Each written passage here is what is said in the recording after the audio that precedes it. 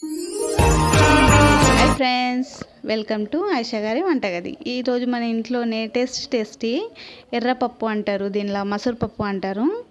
దీంట్లోనే తొందరగా అయిపోతుంది, టేస్టీగా ఉంటుంది. ఒకసారి ట్రై చేయండి ఫ్రెండ్స్.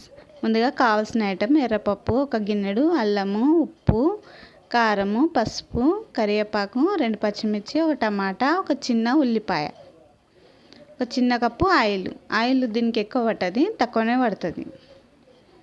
ముందుగా గ్యాస్ మీద ఒక చిన్న గిన్నె అయినా కడాయి అయినా మీది ఏది ఇష్టమైతే అది పెట్టుకోవచ్చు. దాంట్లో ఒక చిన్న గిన్నెడు ఆయిల్ వేసి ఉల్లిపాయ, పచ్చిమిర్చి వేసి మంచిగా ఫ్రై చేయాలి. ఫ్రై చేస్తూనే ఉండాలి, ఎందుకంటే ఆయిల్ తక్కువ ఉంది కదా, అది మొత్తం గిన్నెకే పట్టుకుంటుంది. ఫ్రై చేస్తూనే ఉండాలి కొద్దిగా. తర్వాత అల్లం పేస్ట్, కొద్దిగా పసుపు, కరివేపాకు. సింపుల్గా అయిపోతుంది ఇది, ఒక 10 మినిట్స్లో.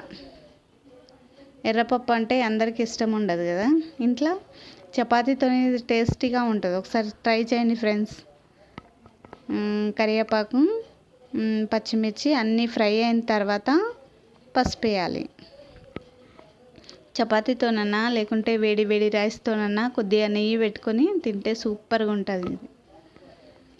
కారము, పప్పులో అందరూ తర్వాత వేస్తారు కారము. మంచిగా ఇట్లా కారం మంచిగా ఫ్రై అయిన తర్వాత పప్పు వేయాలి. నేను ఎట్లా చేస్తున్నా చూడండి ఫ్రెండ్స్. ఎర్రపప్పు కదా, తక్కువ కారం పడుతుంది, ఒక చాయ్ స్పూన్ అయితే సరిపోతుంది. మంచిగా పప్పు ఫ్రై అయిన తర్వాత ఒకటే టమాటా వేయాలి, చిన్న ముక్కలుగా కట్ చేసి టమాటా వేయాలి. 1 కప్పు వాటర్ వేయాలి. వాటర్ వేసిన తర్వాత తొందరగా ఇది 10 మినిట్స్లో అయిపోతుంది. చూడండి ఫ్రెండ్స్, ఎంతసేపట్లో అయిపోతుంది. ఇది ½ అన్ అవర్ ముందు నానబెట్టుకుంటే అయితే 10 మినిట్స్లో అయిపోతుంది. నానబెట్టుకోకుండా మీకు తొందరగా ఉడికిపోతుంది. వేడి మసూర్ పప్పు రెడీ అయ్యి. చూడండి ఫ్రెండ్స్, చపాతీతోనన్నా రైస్తోనన్నా కానీ సూపర్. నా ఛానల్ లైక్ చేయండి. Bye friends.